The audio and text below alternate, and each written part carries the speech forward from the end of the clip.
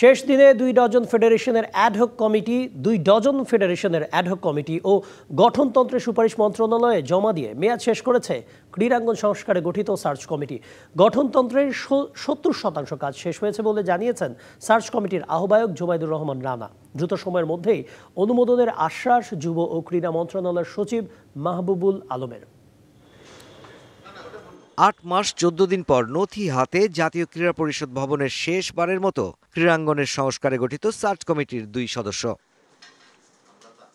গেল বছর ২৯ আগস্ট গঠিত হয়েছিল সার্চ কমিটি। ২৯টি ফেডারেশনের অ্যাডহক কমিটি যারা জমা দিয়েছেন আগেই। মন্ত্রণালয়ের প্রজ্ঞাপন জারির পর কাজও শুরু করেছে ওইসব ফেডারেশন। শেষ দিনে এই কমিটি জমা দিল বাকি ২৪ ফেডারেশনের কমিটির সুপারিশ, যা দ্রুতই কার্যকর করা হবে। অবশিষ্ট যে সমস্ত কমিটিগুলো আছে তার সিলগালা খামবদ্ধ অবস্থায় রিপোর্টটা পেয়েছি। উপদেষ্টা মহোদয়ের কাছে আমরা সেটা প্লেস করব এবং মাননীয় উপদেষ্টা মহোদয়ের সম্মতিক্রমে পরবর্তীতে এটার প্রজ্ঞাপনটা জারি করা হবে। আশা করি উইদিন নো টাইম এটার প্রজ্ঞাপন পেয়ে যাবেন। গঠনতন্ত্র কাজটা নিয়ে হয়তো নতুন কিছু একটা প্রজ্ঞাপন বা কিছু একটা আসতে পারে, হয়তো ওখানে আমরা থাকবো, হয়তো নতুন কেউ এসে থাকতে পারে।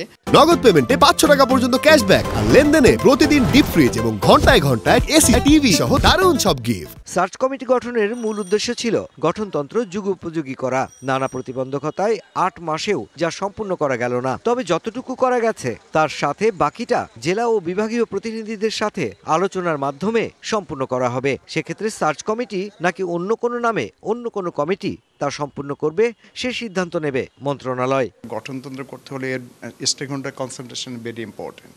তো এটার জন্য একটু সময়ের প্রয়োজন। ওনাদের সময়টা শেষ, ওনাদের যে কাজ ছিল সেটা সাবমিট করেছেন। বাকিটা কিভাবে আমরা এগিয়ে নিয়ে যাব সেই মাননীয় উপদেষ্টা মহোদয়ের নির্দেশ ক্রমে আমরা পরবর্তীতে সেটাকে প্রসিড করব। আংশিকভাবে দেওয়া হয়েছে, এটা পূর্ণাঙ্গ রিপোর্ট দেওয়া হয়নি। ওনারা যদি এখন পূর্ণাঙ্গ রিপোর্ট চায়, সময় দেয়, তাহলে পূর্ণাঙ্গ রিপোর্ট দেওয়া হবে। না হলে ওনারা গঠনতন্ত্রের ব্যাপারে কি করবেন না করবেন এটা একেবারেই ওনাদের সিদ্ধান্ত।